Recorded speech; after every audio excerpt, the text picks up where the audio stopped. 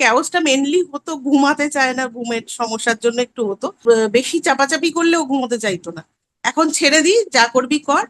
ও নিজের পরে একটু পরে সে সুরসুর করে এসে ঘুমিয়ে পড়ে। অনেক জায়গায় ট্রাই করেছেন, কিন্তু বাচ্চার কনফিডেন্স ফেরাতে পারেননি। টাকা খরচ করলেই কি বাচ্চার উন্নতি হয়? যদি বাচ্চার সাথে আপনার বন্ডিংই তৈরি না হয়, তবে সব থেরাপি কি বৃথা নয়? হ্যাঁ স্যার, আমি একটু এক্সপিরিয়েন্স শেয়ার করতে চাই। অবশ্যই। আপনি প্রথমেই বলেছেন যে ক্যাওস কোথায় হয়।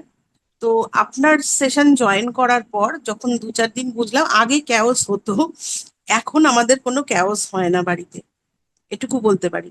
এখন কোনো রকম ক্যাওস হয় না, কারণ আমরা বুঝে গেছি ক্যাওস করে কোনো লাভ নেই, ওতেও বিগ্রহে মানে ছাড়া ভালো কিছুই হবে না।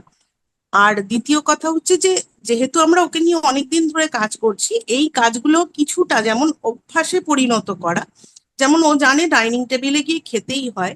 ও নিজে খিদে পেলেও নিজে গিয়ে ডাইনিং টেবিলে বসে বলে আমাকে খেতে দাও, বা আমি যদি ওকে ডাকি ও ডাইনিং টেবিলে গিয়েই খায়। প্লাস আরো একটা যেমন জিনিস, ওর ও জানে যে চেঞ্জ করার সময়, জামা কাপড় চেঞ্জ করার সময় একটা জায়গায় ওর জামা কাপড় থাকে, সেখান থেকে ও একটা টাওয়েল থাকে, সেই টাওয়েলটা জড়িয়েই ওকে চেঞ্জ করতে হবে। এইগুলো যেমন ওর অভ্যেস। তারপরে ওর যেমন আপনি বললেন যে ওই রিকভারি জোন, আমরা বলেছি যখন তোমার খুব উম, রাগ হতে পারে, সেটা হতেই পারে, কিন্তু তুমি হলে একটা বালিশ জড়িয়ে বসে থাকবে, টাইট করে বালিশ জড়িয়ে বসে থাকবে নিচে। এটা কিন্তু ও করে।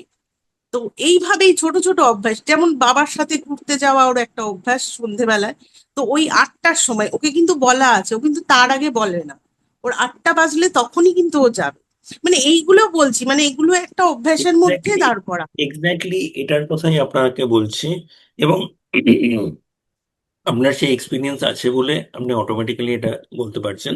বাকিদের এক্স্যাক্টলি এটা এটা আমি কিছুটা অ্যাডপ্ট করেছি। আর ক্যাওসটা, সেটা স্যার বলছি, সেটা পুরোটাই আপনার প্রোগ্রামে জয়েন করার পর আর ক্যাওস হয় না। ক্যাওসটা মেনলি হতো ঘুমাতে চায় না, ঘুমের সমস্যার জন্য একটু হতো।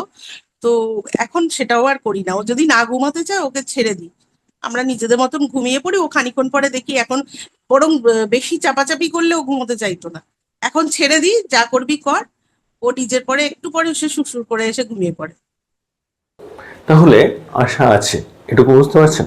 এবং আপনার বাচ্চার কোথায় সে দাঁড়িয়ে আছে যদি আপনি বুঝতে পারেন, না যে কোনো অ্যাসেসমেন্টের কথা বলছি না, ওকে সলিউশন দিতে গেলে যা যা বুঝতে হবে সেটার সাপেক্ষে বলছি।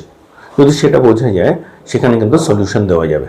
সুতরাং আপনারা যদি একটা ফ্রি ডেভেলপমেন্টাল অডিট চান, আমাদের নাম্বার দেওয়া রইল, হোয়াটসঅ্যাপে যোগাযোগ করুন, জানান যে আপনি একটা ফ্রি ডেভেলপমেন্টাল অডিট চাইছেন। আমরা অবশ্যই আপনাকে সাহায্য করব।